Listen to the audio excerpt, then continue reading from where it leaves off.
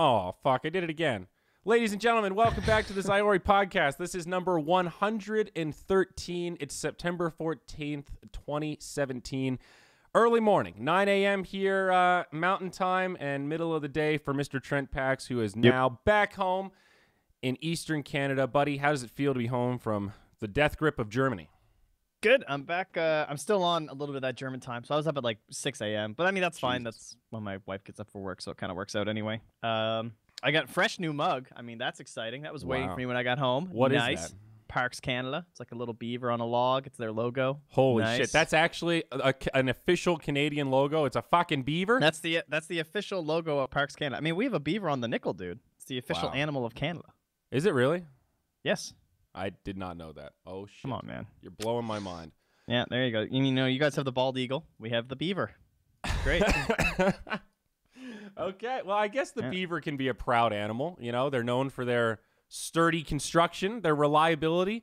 You know, it's kind of funny about coins, too, because we have the queen, obviously, like, she's the head. She's on all of our money still. You know, no problem. Every other coin is an animal. The $2 is a polar bear. The loonie is a loon. So what does that say about the queen? The quarters, well, the quarter, no, the caribou is on the quarter. Also, reindeer, same animal. But the dime. Caribou. Actually, well, when we had the penny, it was a maple leaf. But the dime is the blue nose. The blue nose? What the hell's a blue nose? Yes, which is a boat from Nova Scotia, which was the fastest boat in the world at its time and won a bunch of races and stuff. Really?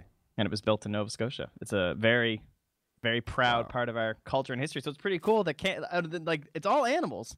But then Nova Scotia's and then this rep boat. Something on the coin. So, yeah, that is pretty cool. Our money's boring as fuck. It's just a bunch of presidents and buildings that nobody really gives a shit about. I forget who's on the back of the dime, though. Is it FDR? Lincoln's on the penny. I know that one. What about Jackson? Is he on anything? I think Hamilton's on the nickel. Jackson's on the $20 bill. Oh, I do know that. Washington's on the 25-cent piece. I can't remember. I thought he was on the one. Who's on the $1 bill? Washington. He's on two. Okay, he's on both. They really like Washington, dude. Well, I mean, you know. Let's just say Washington get bonus fucked. Points. Yeah. Yeah, I don't know. I'm not a currency type person, but Trent. Yep. How was Germany, man? What did you were there for an absurd amount of time. I was. You were there for like what, actually, 2 weeks, 2.5? Yeah. I was totally gone from my home for like 15 days or 16 days or something like that. It was like 17 days of travel, including like when I got home and shit. That's a good haul. It was crazy. It's the longest I have traveled for work. And you were working with the enemy, dude. You were working out of the joint Dota HQ. Can you even call them an enemy anymore? I don't think so. You were working with our friends from afar. They're trying to be an enemy again. Maybe they'll get there. No, it was really fun. It was a good time. It was not a lot of work, so it was a little odd. We did like one best of 3 a day for a lot of days, and that was kind of it. Some days we just did one best of 3, and I'm just in Berlin. That is a pretty good longest day workload. we had was 2 best of 3s. That's not atypical though, right? I mean, that's happened with Slacks before at Dream League, where if you think about their schedule, they have like a 3 on, 4 off, or 4 on, 4 off type schedule. So yeah, you have a couple days that are pretty normal work days, like 8 hours or 10 hours in the studio. But the other days, you're just fucking in Stockholm, hanging out with nothing to do. That's pretty much what it was. I'm glad I bought a laptop earlier this year. Played a lot of pubs, tons of Dota. It was excellent. It was just playing with Gary. Playing with Knoxville and whatnot, of course. Did you play PUBG, or was it all Dota for you? It was a healthy mix of both. I'd say it was probably like the first couple days it was mostly Dota. Then when we were like mostly PUBG, and then we ended up like 50-50 or so. But dude, I gotta tell you, I keep hearing all the Euros say NA's easy. That can't be right. It was the easiest PUBG. I don't even know how many chicken dinners we had, dude. Seriously? Can't even. I literally lost count how many times we won. While we were there. I mean, we were pretty ownage, to be fair. But Carlo and Mott won 2 duos in a row yesterday or the day before. Not bad, not bad. I mean, that's like child's play compared to what was going on with us. I see. Okay, yeah, it was like the easiest shit of my life. So all right, it was good. Riddle me this, Trent Pax. Did you watch any of the MOONDUCK PUBG Lightning Round event number 3? No, because I played in it. Huh? I played in it. You played in it? Oh yeah. Yeah. Well, did you get to watch any of it? Yeah, I got to watch tons of it because we kept dying really early. Oh yeah. Well, you guys had the one run, right? You made it to top 3 and then got fucked by Zimmy, the other German guy. Yeah, we made it to the that's right. It was me and Gary versus one dude or whatever after we killed Slacks and Birdie, and he was prone in the fucking grass. Oh, dude, we were watching that just like he has to wait. He waited so long. He did it perfect. He shot Gary B in the back. Gary's like, "Oh, what the fuck? What's going on?" And then you just pushed up. You finish off Bernie, who's hiding in the corner while the blue's coming, and he's like, "I don't know where to go, so I'm just gonna hide." That was literally Bernie's tactic when he was in the final trying to res Slacks. Huh? He was trying to res Slacks. Oh, so was he? We knew that he was resing Slacks, so I had to push him around the corner. And then Gary died while I was killing Bernie. And so, I think that guy had a suppressed gun too, because when I turned around, it was like, all right, where the fuck is this dude? And then he got the jump on me, and I started spraying him down, and he had like 1 pixel left, but I had no vest. So, or I either had a weak vest or something. If Bernie was trying to res Slacks there, I think it was pretty obvious that there was not going to be enough time for that because, well, I guess maybe in lightning round, maybe you can get it off, but still, Jesus Christ. Yeah. What was also crazy about that finisher was that Zimmy finished off Gary B before he went for you. You know what I mean? Oh, did he? So he kills Gary B. You're like kind of shooting at him. From a spectator perspective, it seemed absolutely bananas. It's like, what are you doing? There's one left. Just kill the guy that's moving. Fuck Gary B. He's already dead, you idiot. But he killed both of you. It was actually pretty impressive. He was behind a rock on my angle when he killed Gary. So like when I looked, I couldn't actually see him at that point. And then he started pushing up and I saw him and I lost. Yeah, we went back and watched it from his perspective in first person, and it's actually insane how limited your field of view is in first person, man. Like, especially when you're prone in grass and stuff. Like, you can't see anything. It's crazy. Like, from a spectator view, you think, wow, this guy's in such a great spot. He's hidden. But then you realize this guy has literally no fucking idea what's going on around him because he cannot see anything. Like, all you see is grass. And it kind of makes sense. If you're hiding in the grass, that's all you'll be able to see. So it's pretty cool. Did you see the new game modes for PUBG? The like the fog, not game mode, the new weather effect, like the fog and the new gun as well. Yeah, what is the new gun? The M414, I think it's called, something like that. Anyway, it's basically it's like a 5.56 SKS, and it has a bigger clip when it gets extended. So it starts with a default clip of 20, but then the extended it goes to 30. Huh. Interesting. Yeah. Well, we'll see, man. I've been having a lot of fun. We have a new production setup that we want to try for PUBG, which is 2 computers. So you know how there's that big problem when you jump across the map and buildings don't load? You can kind of mitigate that with other PCs so that you can preload areas and then just cut back and forth. So we have a setup sort of similar that we wanted to try, but we were having an issue getting it working, and unfortunately we had to do it the old-fashioned way with just mod observing. But if we can get this setup to work for the next event, which I think we're doing next Friday, I think. Isn't it? No, it's not 2 this Fridays from now. 29th? Yeah, 29th. Yeah, so next PUBG event's going to be on the 29th. So hopefully we'll have it set up and working by then, and we can do some pretty cool observing stuff. Malt and I have been practicing a little bit, so I'm pumped up, man. I'm still excited about PUBG. I will say I fucking hate playing in first-person mode. I still only play third person when I'm playing. Like, first person is not that fun for me. You got to get over that, dude. I know. Third person is garbo. I know. Well, I understand why it's less competitive. It's way easier. That's why I like it. It's like easy mode. It's true. It's fucking stupid, but it's still fun. I've literally played 1 third-person game since first person came out, and I won. I was like, that was it. I was like, all right, this is just, it's so easy in comparison, which makes sense. I mean, it's just logical that it would be. I find it hilarious that anyone's trying to argue that should be the competitive mode. Who? There's some like pros that were trying to talk about it at Gamescom and stuff and how they think it would be better, and then there's this whole debate of just like, if this just becomes another first-person shooter, it's gonna fade out, and third person keeps it unique, and blah blah blah, and it's more tactical, it takes away the terrain advantage, blah blah blah. I'm just like, dude, it's just it's garbo. Isn't there? So okay, there are a couple reasons why Gears of War does not work as an esport. The third person is one of them. It's fucking stupid. So you can see around corners. From a pro level, it puts an unnecessary skill cap on the game compared to it being first person. Yeah.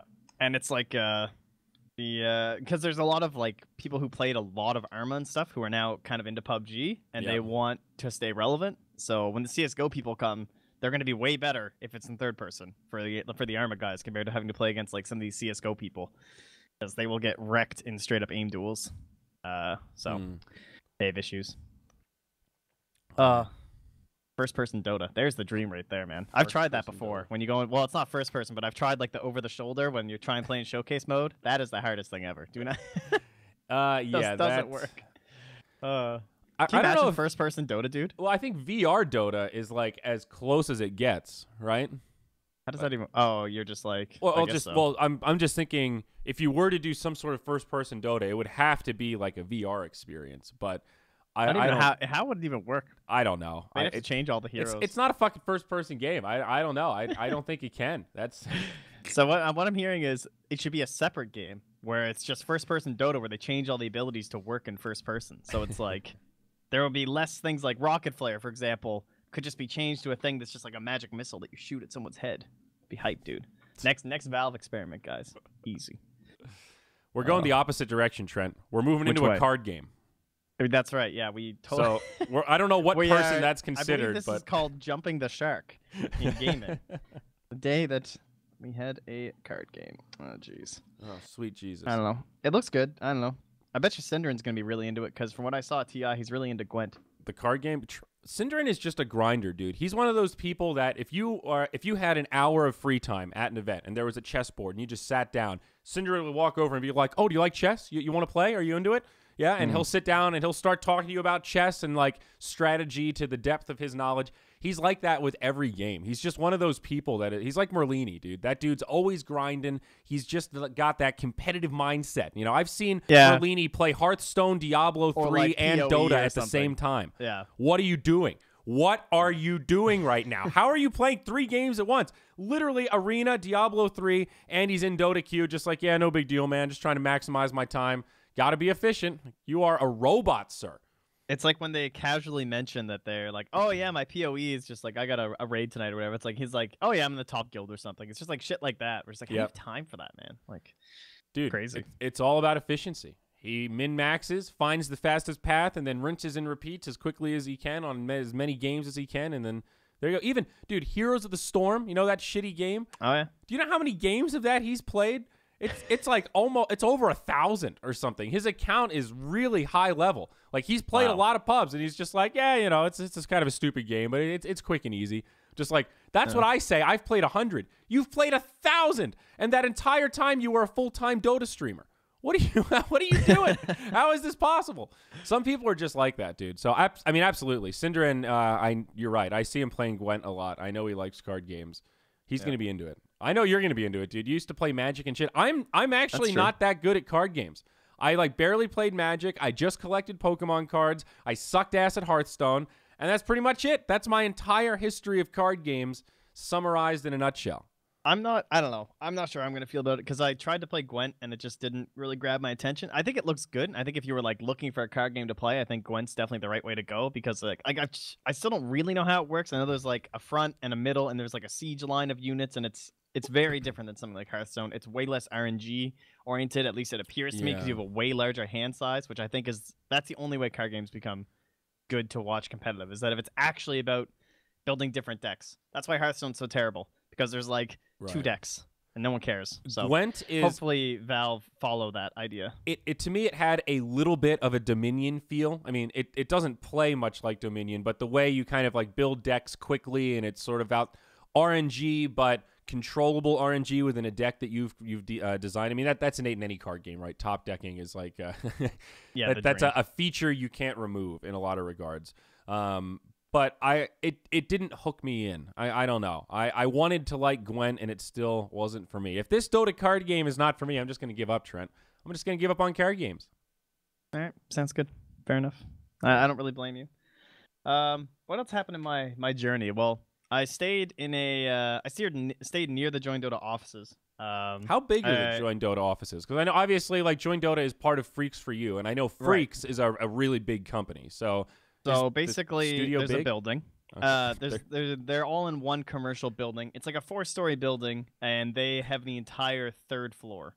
So on that 3rd floor, they have, I think, 5 or 6 studios. And in each studio room, there's basically like a full setup for what you need. There's 2 computers, There's the green screen behind you, or there'll be like a backdrop. So like the CS:GO room had like a full like done backdrop that was nice. That was like always there. I heard a League of Legends guy yelling a lot. I think there might have been some Overwatch there too that was happening. And then they also have like a bigger studio in the basement. Look, oh, that's where the Overwatch was. There was like this one really big Overwatch thing happening downstairs, and they had like a full setup where it was like, imagine the Northern Arena setup where we had like a couch with the cameras and stuff, and then we had a casting desk. It was like that. They had like a full basement thing going on. So it's a pretty big setup. A lot of nice stuff they can have. Ran into a bunch of different people there. It's pretty good. Did you guys have a production team for your content, or was it just self-produced stuff? No, it was just all us. We had just Benny did the overlays for us, the guy who was also adminning from Join Dota. Nice lad. Yep. I know you're quite the graphical artist, Trent.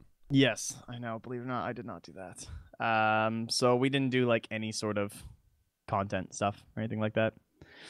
So you went all the way to Berlin. You had all this downtime. You didn't make one fucking vlog. Nope. You just posted a couple of selfies. You didn't even make an Instagram account. I didn't even make the selfies. They made the selfies. God, sir. Yeah. Hey, hey, my camera phone doesn't work, man. Come on. Be nice. The camera on your phone doesn't work?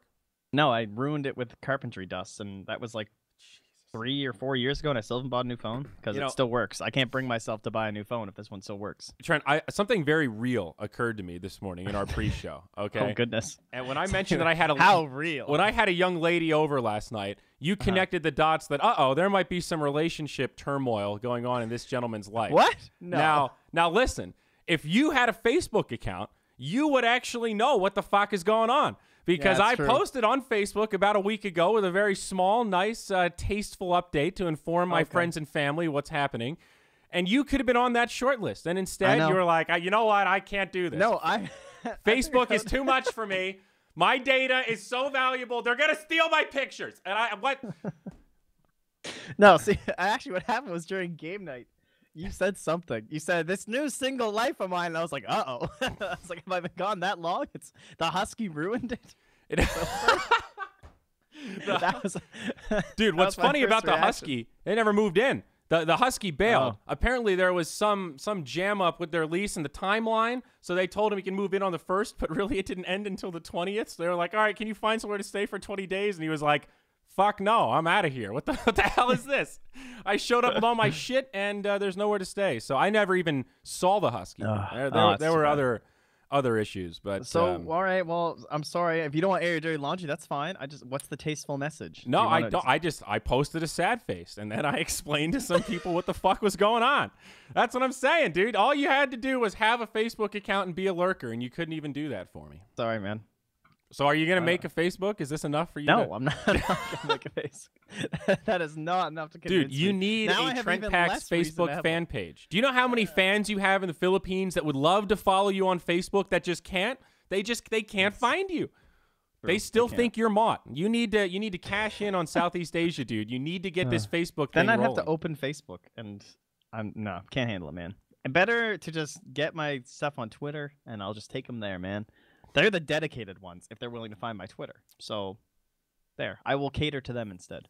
I'll put all my effort in one place rather than spreading it across a bunch of shitty platforms. Okay. Well, I will say the fan pages on Facebook are objectively pretty shitty. So you might be ahead of the curve. I don't really use Facebook for that. I'm not going to lie. I like it as a social tool. I like being able to creep on people from high school that have 5-year-old kids and see what they're doing. You know, I like to keep up without keeping up. I don't want to text them, but I'd like to look at their profiles. You don't have that desire? You don't want to see anybody from high school? Shit, no. It's true. My Twitter is pretty shit. Sometimes I tweet funny things. No, I don't know. I am kind of curious about high school people, but it's more like it comes into my head and I go, yeah, but what do I really care? And I go, no. So I don't care now. I mean, I don't really care, but when I'm trying to check out from reality and just live vicariously through someone else's struggles, fuck yeah, I'm trying to look at that. Okay. All right. But I feel you. Now, riddle me this, pal. I saw you watching the Slacks wedding, right? What did you think about that whole thing? That was really nice. I thought it was good that you went up with the thing, and you had like that crazy good view. It was nice. Did you like that? Was that planned, or did Slacks not know you were going to do that? Oh, no. That's so... Okay. For those of you that somehow missed it, right? Sir Action Slacks got married. It was on the front page of Twitch, and I was the guy on the ground doing it, mobile cam style with the selfie stick, just walking around doing the live stream. So I was that guy, and of course I was in the wedding party. So I was standing behind the best man. I walked down that aisle with a goddamn selfie stick in one hand and a pretty bridesmaid on the other. It was quite the experience. It was really a lot of fun, and it was planned. It's crazy. Yeah, it looked so nice. Well, no, because he did that hilarious. Like, what are you doing to like freak you out or something? It was so good. So the plan changed. Did you get freaked out by that? A couple of times.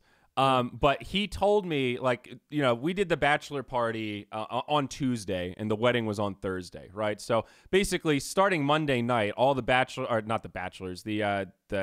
the dudes going to the bachelor party flew in, and the Moonduck house was just kind of like basically the hub for the wedding. Like Slack stayed here the 2 nights before the wedding. We turned the basement into a big LAN cafe, and that's where we did the bachelor party. We brought a stripper, right? An exotic dancer, and we didn't let her strip.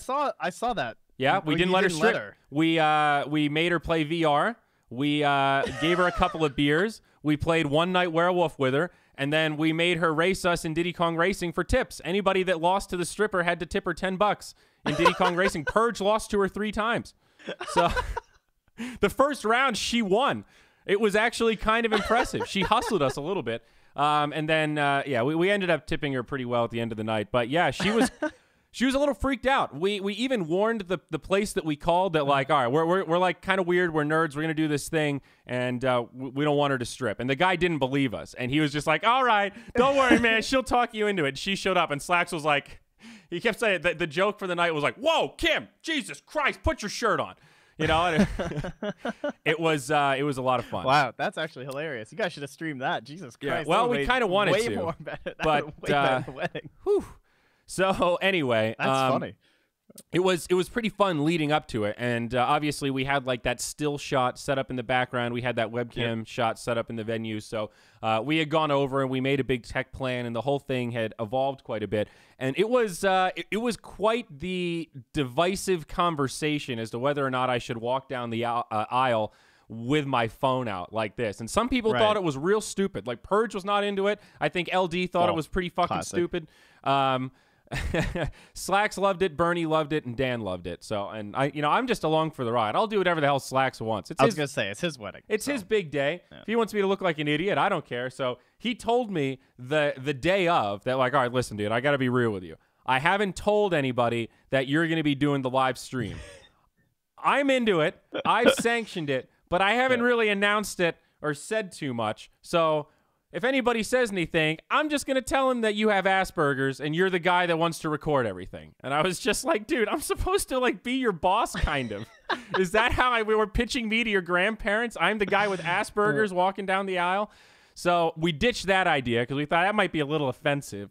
And he just decided to play it off like it was a surprise. So he did that like, what are you doing kind of thing. So it was a little bit staged. It was somewhat planned. But the angle was very good. Yeah. It looked really nice. And you could hear everything for the whole ceremony. Yeah. The microphone on the iPhone 7 is actually pretty fucking good. It's impressive. I was surprised that was just your phone. I thought maybe they had like a mic down there or something. But I've got to give a shout out to Bernie, dude. He was the anchor. I had the phone like on his shoulder. Yeah. There were a few points of the phones like in his face. He's standing there and it's just like I'm right next to him getting his view, and he was a real champ. So it was cool. I don't know. Cap also did a great job with the remote management of the stream. Cap was producing. He did a couple over, like you'd be like, just a reminder, everyone.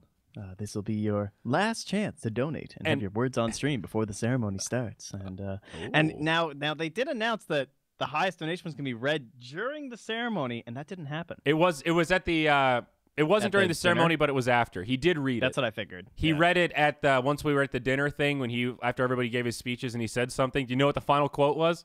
Was it Workham's? It was "fuck Conrad Jansen." Oh, Blitz actually donated? That was it. That was literally the quote. So Slacks is talking. He's like, "Thank you everybody for coming." And wait, we've got a message from our highest donor, and that would be F you Conrad Jansen. All right, thank you everybody. We'll have a good night. And that was it. That's right. Fuck you, Conrad. It was pretty good. And when I said earlier, no one knew. Of course, Cheese was in on it. They talked about it. She knew it was going to be streamed. I mean, like the people attending did not get like a flyer like, look out for this guy, he's carrying a camera.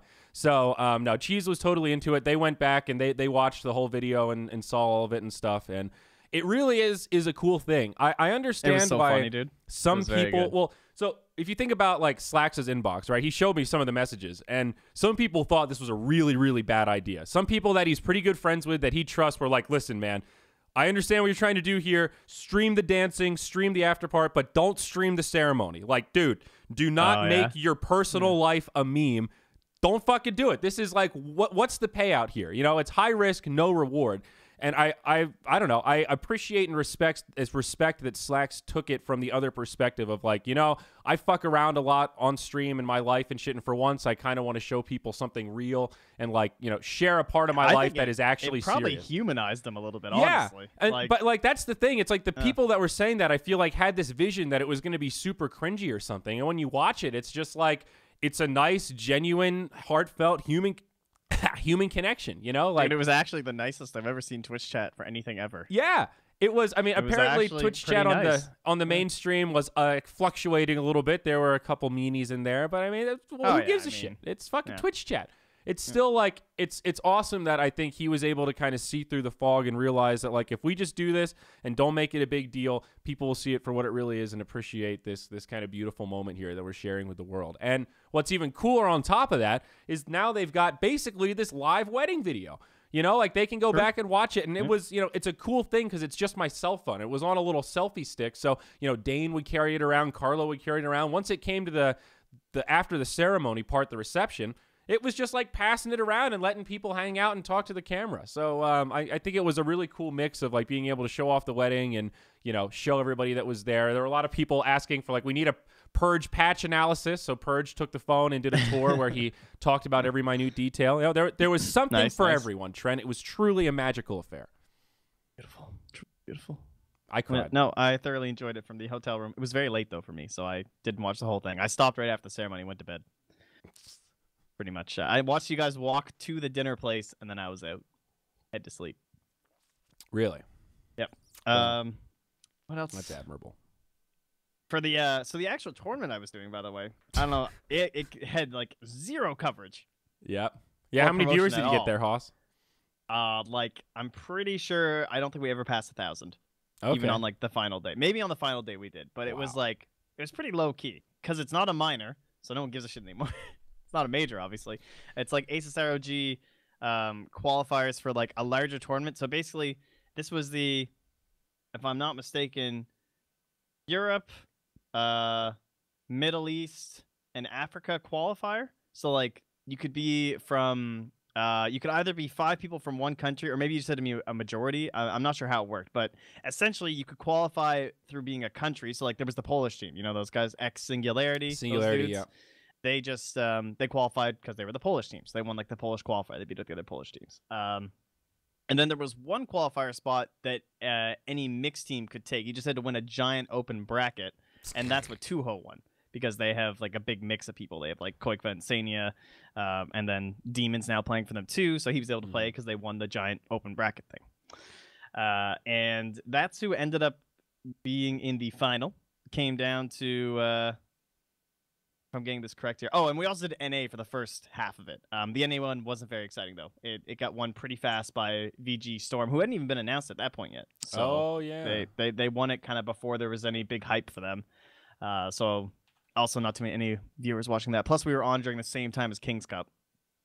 And we were on the twitch.tv/Asus ROG channel, which I didn't even follow until this event. So I don't think there was a lot of Dota people knowing about this channel, so it was low key. So I had to pull it up, but the vg.storm, that's Ritsu. Yes. 747. Is that? Oh, is that what Ryoya is? That's he's changed his name, I guess. So Susie, what the fuck, now. Dude? I know. What the shit is that? What is that? Some anime shit? Come on, man.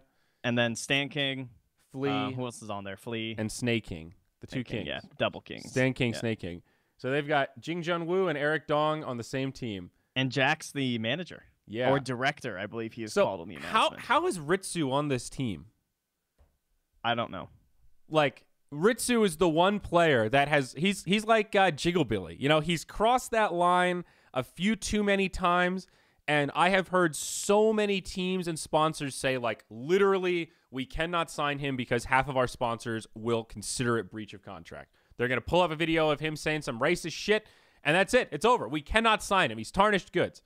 I don't even have anything against the guy. I don't know him. I've just heard that through the grapevine. Your guess is as good as mine. So I'm just shocked that, like, it's like Jeremy Lin. Jeremy Lin fucking owns this team, right? So once a month, Jeremy Lin calls Ritsu and is just like, hey, guys, I know what it's like. It's really hard. You got to keep your head in the game. You got to drink Gatorade. You got to get up. You got to pump. You got to stretch. You got to flex. You got to get in the game. Let's go. Let's do this. Hands in 1-3. Yeah. And Ritsu's just like, I love you, Jeremy Lin. Let's go. This is awesome. I love basketball. Sick selfies with their, like, Adidas swag, man. There's so much Adidas shit.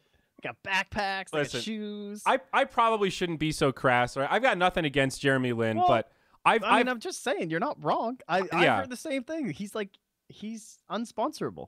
Yeah. Well, not even about Ritsu, and just like I've heard that's what Jeremy Lin does with, like, his teams. Like he calls them and kind of does pep talks and shit and tries to sort of, like, coach them as the big athlete. And I've heard mixed things about how much Jeremy Lin actually plays Dota, right? When we're talking about professional athletes playing video games, like, I can verify that Blake Martinez is a legit Dota player with thousands of hours that will sit there on a Sunday and grind for 12 hours. The look on his face when Purge was teaching him tips about how to get MMR was just like, dude, I'm going to go home and fucking grind. Exactly. Yeah, he was so hyped, dude. I've never met Jeremy Lin, but I don't get that vibe. I don't get the vibe that he's got like 5,000 hours of Dota and he's fucking tearing it up.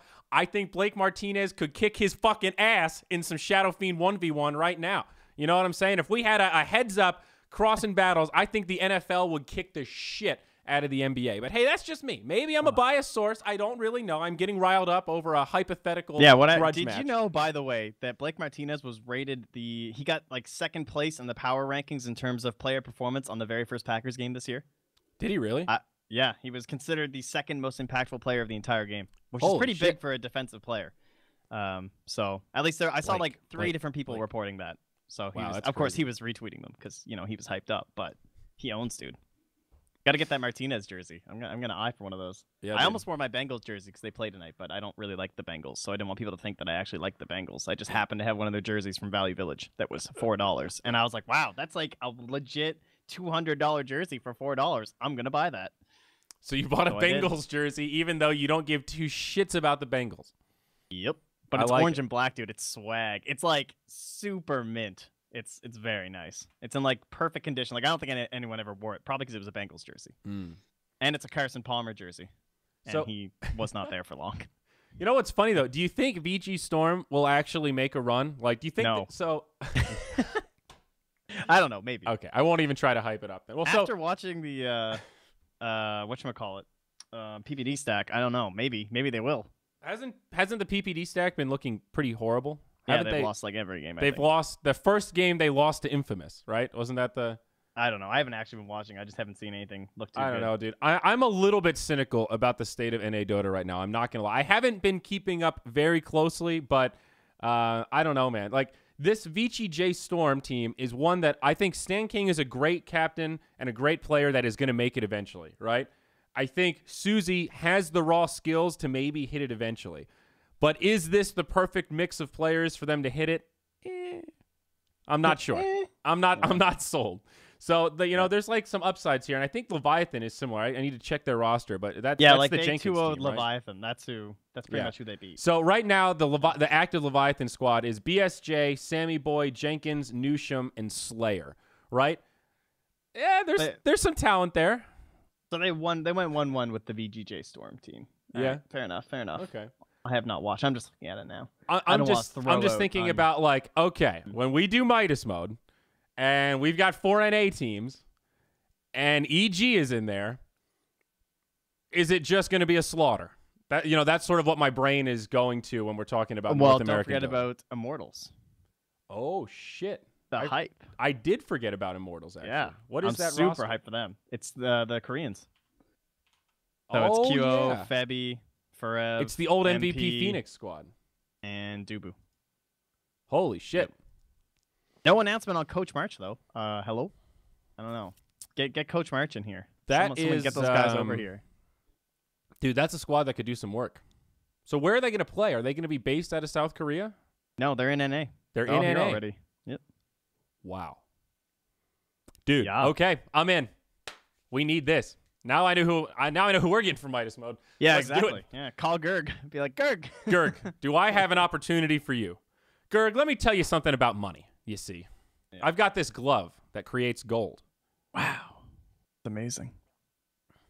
Anyway, our final went to Tuho versus the Polish team. The Polish guys destroyed them. They outdrafted them hard twice. Insane even tweeted that after. Said outdrafted hard. And I think he drafted one game and Demon drafted the other, he said. But it was shocking. They got 5th pick Drow. And these are two teams that are both like obsessed with Drow. They both play Drow all the time. And I'm sitting there like, I mean, they're going to ban Drow. And then they didn't ban the Drow. And I was like, oh, okay, I guess they consider that a bigger threat or something. And then the Drow comes out and then he just tweets like, mega outdrafted.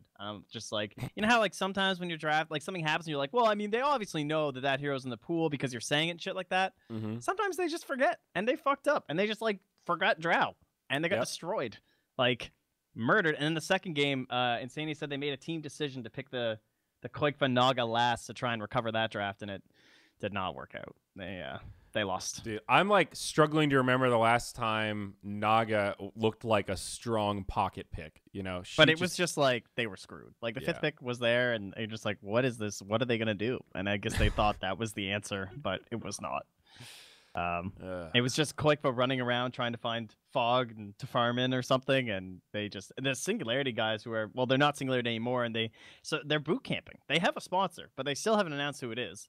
So that's why they're ex Singularity, but new name unannounced. I see. Yeah, they were playing under the tag "Let's do it," but now they're not even tagging up as that. So that's a really dumb name.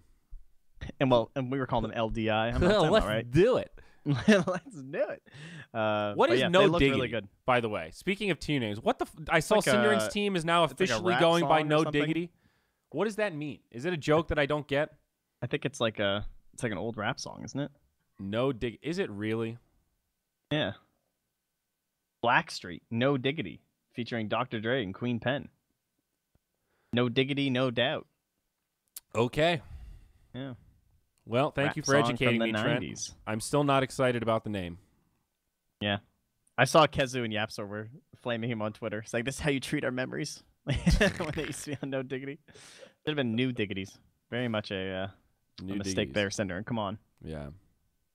You know, so one thing that you touched on earlier, I want to yell about for a minute. Oh, not you. Yelling about something? Well, you keep coming back to this tournament as if anyone gives a shit about the finals between Team Singularity and Team... I was just trying to, eventually figure this thing out. Now, I know no one watched it, so I might as well mention it somewhere. Like, no, I like it. It's just like, it's this recurring thing. We keep going off track, and you just keep bringing it back to like, guys, listen, this event, it's not a minor, it's not a major, nobody tuned in, so we need to talk about this so the memories don't get lost in just the sea of Dota. I'm just trying to hype people up for these guys who are all going to be in the Europe qualifier soon for various other tournaments. So I'm trying to give you the info. And this is what I'm good for. It's good because this is the inside scoop. This is like the layer of foundation. Dude, this podcast is the inside scoop. We've given out so many inside scoops here. It's actually true. We're scooping ice cream left and right, dude. This is like the foundation before you pour the concrete. That's what we're talking about.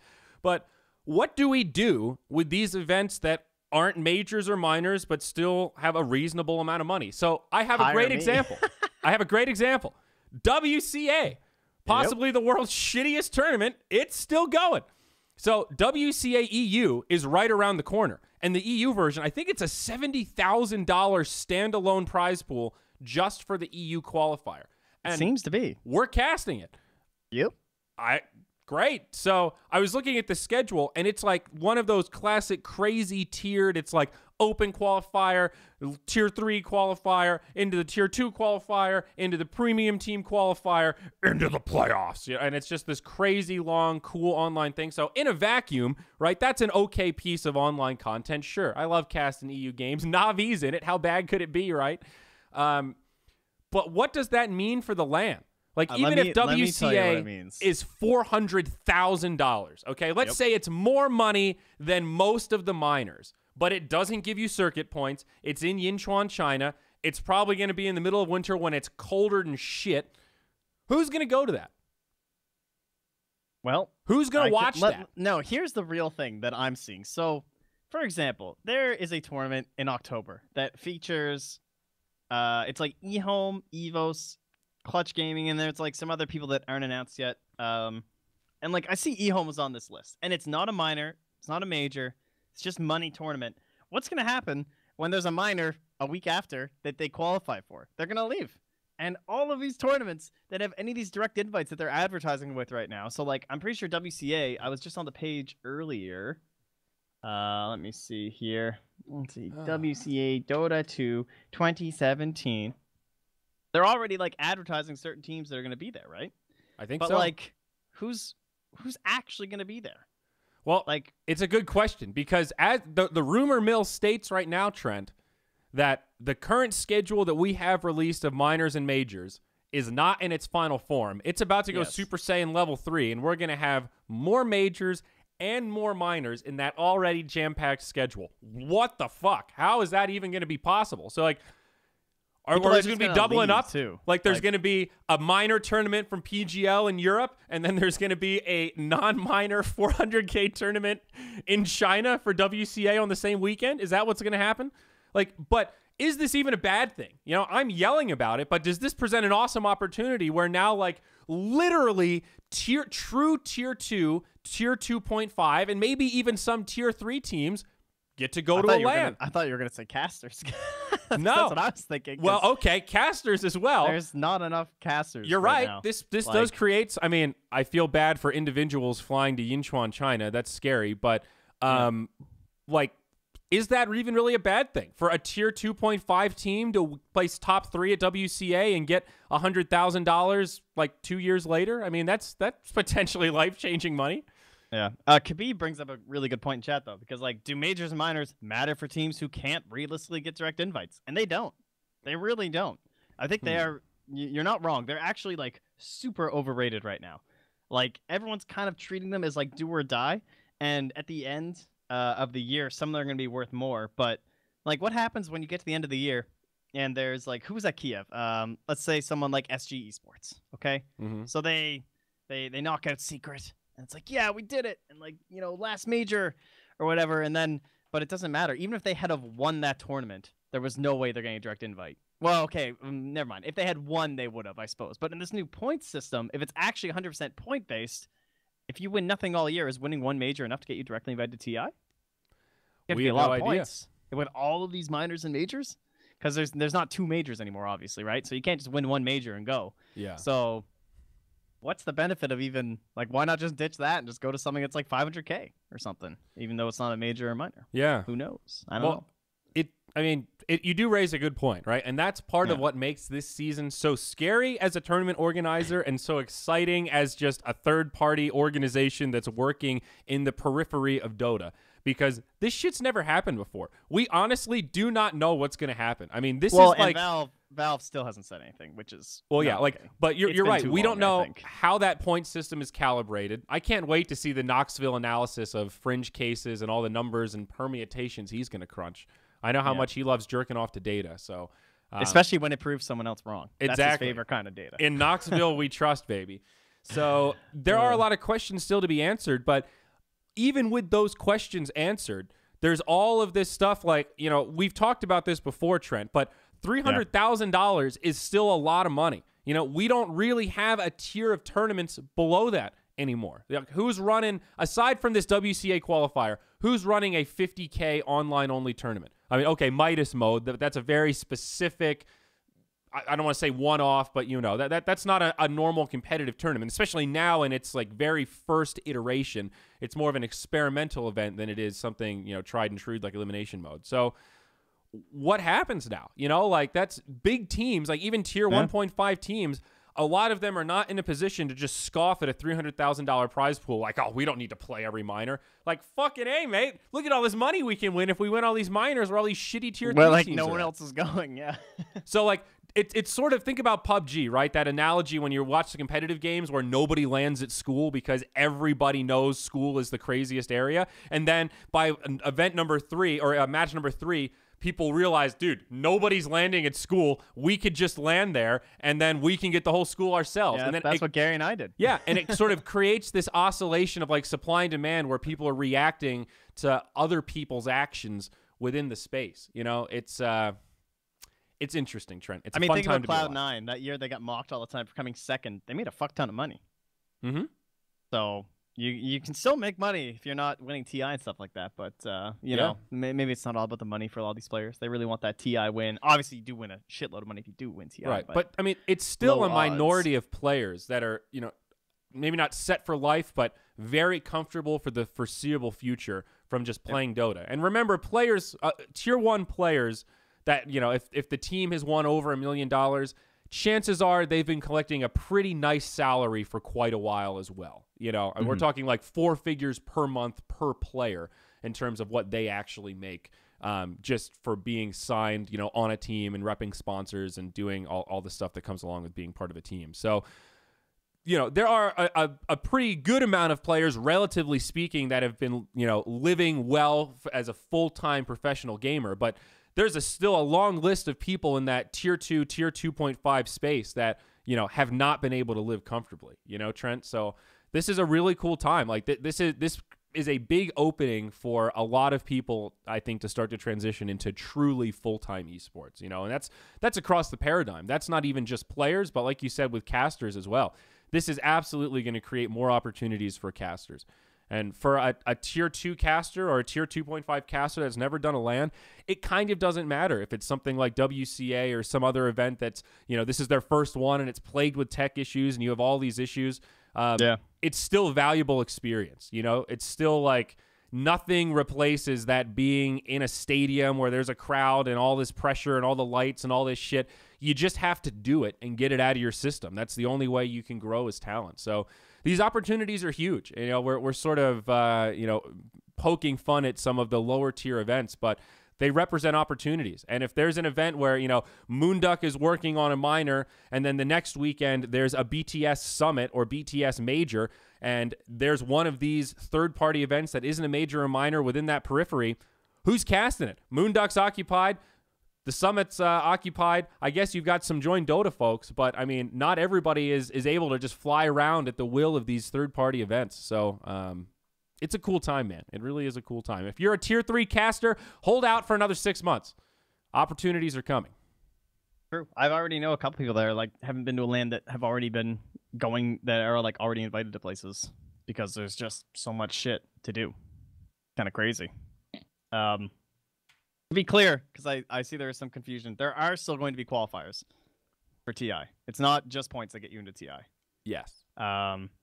So, and then the other thing is that, and it's like, so what the fuck's the point of the points? But it's just because, like, last year, the invites, I agree all the invites made sense last year, but it still wasn't known if Valve would have went to 8 invites or to 10 invites or something like that. Yeah, I mean, I agree. Those are the 6 invites I would have gone with. Valve went with them. That's cool. But still, there was discussion, there was debate, and there's teams, like, when you're a team, that's really fucking shitty. Like, you don't know, oh, are we playing qualifiers in 2 days? Or are we going to be directly invited to TI and we can just chill out? So. And I think, yeah, you're right. The idea is just to create more transparency behind that decision-making. So now it's pegged to a system, and teams can evaluate their place throughout the season. You can kind of theory craft, like, okay, there's 5 more events before the TI qualifiers. We need to, you know, do X, X, X, and X. You know, these are the fringe cases if this team wins the next 2 events in a row or something.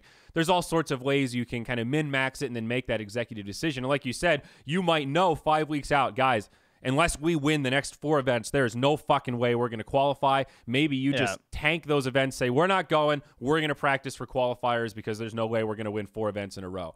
It allows you to... And if there weren't any qualifiers, people get to a point where, like, we literally can't make it to TI this year. Yeah. So, but it gives you that ability to plan ahead and strategize instead of, like you're saying, that crazy whirlwind of, okay, we've got 2 days to plan a boot camp. Go, go, go, go, go, go. It's like, that's shitty, dude. That's all. It's hard to empathize with what that lifestyle is like. You know, just sitting there waiting, like, did invites come out while I was sleeping? No. Oh, God. Now, what I will say is that part of that announcement from Valve has already been broken, or at least in my eyes, it's already changed, and with no formal declaration from Valve, because in that announcement, it also says there will still be roster locks. It states that in the announcement, but they still have not announced any roster locks, and the minor qualifiers have already started. So what's the deal? Oh, look, someone just said, wait, what about people taking teams or changing teams? Like the exact same time I brought that up. But anyway, to me, that's really odd. It is. But anyway, if you guys don't know about the point system, basically it's only going to count the top 3 people on your team for your qualifier to TI. So my guess is they're not going to implement roster locks until closer to TI, but it still feels like there should have been something. If minors and majors are starting, we need to actually like know the details on roster locks or something. So that roster lock deadline, personally, I feel like is a big deal. It was a value add when they first, added it to the space.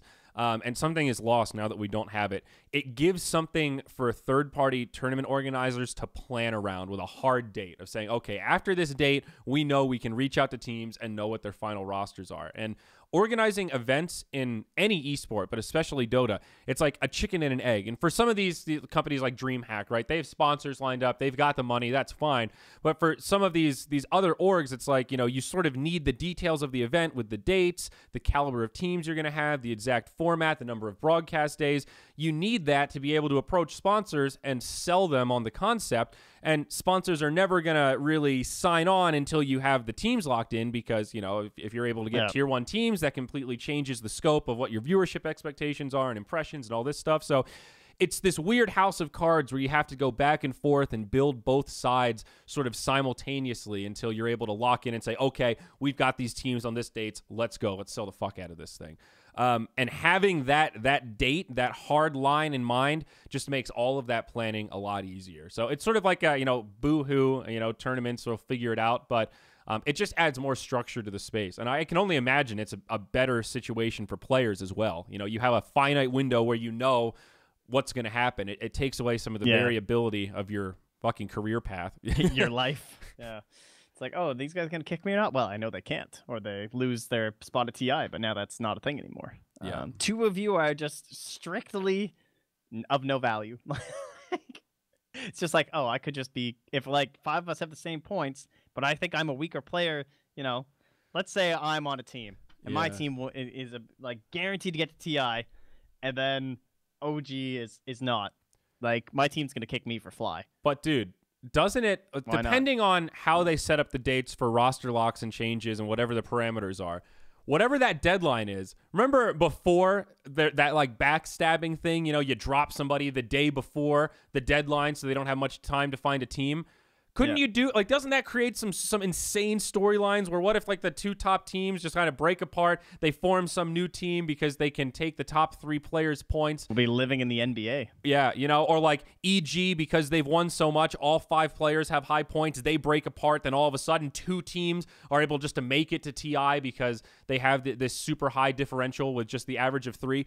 It could create some stupidly cool storylines. Could you imagine if that happened and then both teams tank because they ruined their chemistry just to be greedy and get more people to TI? I don't know how it's going to be calibrated. I'm just thinking about some of these weird fringe cases that could be really insane from a storyline perspective. Yeah, it sounds super difficult, honestly. I don't know how you balance this shit. I do not envy whoever has to do this at Valve. I don't envy the task at all, my friend. No. Yeah, it sounds like a terrible one to do. But I'm very excited to look forward to it. I think someone's already mentioning earlier, but just like that, hopefully these details will probably come in the big patch. So I feel like everything's just kind of being delayed because of the thing. And much like last time with the roster locks, I'm sure that for the most part, things will be pretty normal. I mean, the biggest drama that ever came out of roster locks was DC when Misery and Weehaw got kicked from Secret, and then they just suddenly had to make Secret, basically. Well, I mean, DC, right? The first also, Digital Chaos. like the AUI one. Remember or that second whole Digital Chaos? Sorry. Yeah. Yeah, that was a little. That was right after TI though, and he just got kicked. That's true. Okay, I guess that wasn't quite as up against the deadline, but like you're talking about. But no, I mean, I think I've been overusing this phrase just in general. Like every sales meeting I go into, I'm just like, gentlemen, I'm very cautiously optimistic about what's happening here. But it is the perfect phrase. Like for the current state of Dota 2, I'm very cautiously optimistic. I think we're moving the right way. I'm very anxious to hear some of these details so we can, evaluate how the space is going to shape up. But I think we're in a good spot. I wish I had a more articulate way to say it, but I am very excited about the future of Dota. And I will say, man, we've got some fun projects in the works. It is so awesome that Midas mode is actually, it's like locked in, okay? It's happening. We've been talking about Midas mode for like 8 fucking months now, and it has taken a lot to turn that from an idea into an actual thing. And now that we have teams locked in, we have dates, we have some sponsors that are pretty close to signing, like, it is moving. And this is the exciting part of running a third-party event, where you get to start thinking about all of the creative ideas, all the different segments, all the ridiculous stuff we want to integrate with the show. And like, I am bananas excited at the prospect of Midas mode. And what's also really exciting is, as the days near, we're going to be able to talk in more and more detail and start to reveal some teasers and, you know, pieces of what that market system is going to look like, how the economy is going to be calibrated, and, you know, some of the content pieces we have. It's going to be a little complicated, I'm sure. It's going to be good. Well, so that is like the thing that sponsors keep asking me is, are you worried it's going to be too complicated? Like, are you worried that the audience is not going to understand how the fuck to buy or sell a stock? And the answer is, I hope not. In Dota we trust. There's a lot of smarty-arties over there on the Dota 2 subreddit, so hopefully they'll turn up in force to wave their big dicks around and show us how good they are at min-maxing their portfolios on the Midas mode ladder. So I think Dota fans are innately drawn to anything that has a public ladder competitive, like, look, man, I knew Witch Doctor was going to be so good. Zai's been playing Witch Doctor for the last... I knew it. I've been crunching the numbers. Like, you know, Knoxville's going to be all over that shit, dude.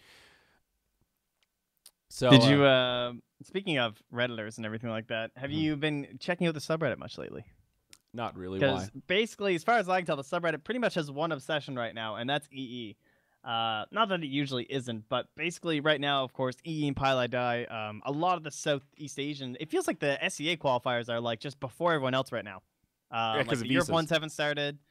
Oh, okay, that makes sense. So, like, if you were planning a minor, you're going to want to do C in China first if it's outside of Asia, so people can get visas, and then, you know, it's all about where your location is. Yeah, but anyway, so I've been watching, obviously, a lot of that, and so that means everyone gets to watch EE and Pile I Die on their new team for Fnatic and everything like that. They have not been doing so hot. I think they're knocked out of both now. Maybe they're playing another quad, but they're already knocked out of the most recent one, the Star Ladder I-League one. They got knocked out of PGL because of the time rating thing, which was unfortunate, but at the same time, too many qualifiers going on. What can you do? Something has to give in that case, and there had to be teams giving more time or time rating, and they chose obviously the wrong one. So yeah, and yes, Mineski has been looking god tier, by the way. So very hyped for that team. What is the Mineski roster right now? I know it's Ice, but Jabs, Ice, Mushi. Hold on, let me double check so I don't get anything wrong. I only caught a couple of their games. I didn't get to watch the was it Nana, Mushi, Ice, Jabs, and Ninja Boogie. That's right. Ooh. So pretty hype. That's an interesting mix of individuals. Yep. I like it. But it's some real veterans at this point. I mean, old Ninja Boogie, man. How old's he? 25. It's pretty old for Dota standards, right? Ninja Boogie's a pretty nice guy. I interviewed him once, right? And I drove him around a lot at one of the summits. He's a pretty interesting guy. Man, look at this guy. Neo Lucian, Team Impervious, Execration, Raze, Bananas, Mineski X, Rave, and Mineski.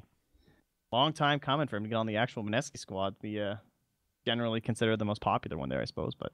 This gentleman says Ice won with an off-lane core Winter Huiven in one of the qualifiers. Yeah, I didn't get to watch it. Well, I watched a little bit of the game, but pretty good.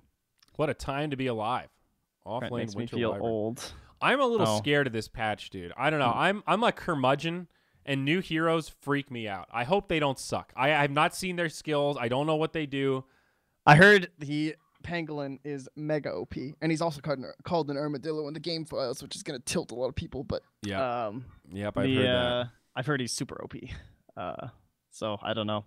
And it sounded like he's not very synergistic. At least that's what the people who I know who have played him said. He didn't really feel like someone who everything fits well together. It's just like a bunch of stuff on there, and all of his skills are just OP. Oh, so he's like Terrorblade. Sure, we'll go with that. Well, I mean, that's how Terrorblade has felt in the past, right? You look at this hero like, okay, sort of some synergy, a little bit of synergy. You look at, like, Metamorphosis, and you're like, okay, this is cool. And then you look at the ult, and you're like, what is this? I just switch health? Okay. That's nice. That's a nice little pick me up, right? There's not really a lot of synergy there. I guess you can do it on illusions. That's some synergy, I suppose. All right, Terrablade's come a long way. I don't think anyone I know played Sylph yet, though, or whatever the fairy's called, assumedly Sylph. Fucking fairies. I don't know, man. I don't know. Cautiously and what optimistic. What happened to the water dude? I thought we were getting a water dude. He was like in the comic, talking about the other brother. He was water looking. I don't know, man. What, and you really want showed up like a water dude? Some dude that's faster in the water? Why do we have a water themed TI? Just because everybody likes pirates. Like what? They ran out of colors? Like I don't understand. Why do we have a water? What do you think the next theme is going to be? I hope it's a plant theme. I hope we just start moving space. Oh, space. That'd be theme. sick. I would be down with plant. I could go with plant. Plants, dude. A nice herb-based TI. Wow. Well, Trent, that ended up being a fair bit of Dota talk. I appreciate your dedication to the space. No problem. I have not been reading the subreddit. I'm not going to lie. I can only handle so much of that shit. It's basically just about EE right now. So there you go. I'm really excited for China. China qualifiers start in like 4 days I'm casting China stuff with Gary B. For what? Aces? No, it's something else. The other thing that's happening. Some other qualifier. Shit. Oh, that one. What's the one that? God, I'm so confused. I don't know. I don't know what you're talking. ESL. It's ESL. ESL. I was gonna say you're talking about some join Dota shit. I don't know what the fuck's going on with that. Yeah, because they're doing the ESL qualifiers because they always do ESL shit. Oh, it's the Hamburg stuff, right? Yeah, it's Hamburg. Yeah. So I'll be doing the China qualifiers and then the Europe qualifiers as well for a couple of days. Nice. So we've got my time between WCA and WCA coming up. Yeah, that's going to be starting. I think the open qualifiers for WCA EU start tomorrow. They do. But we are not casting opens, I don't think. I think we start casting maybe on the 18th, something like that.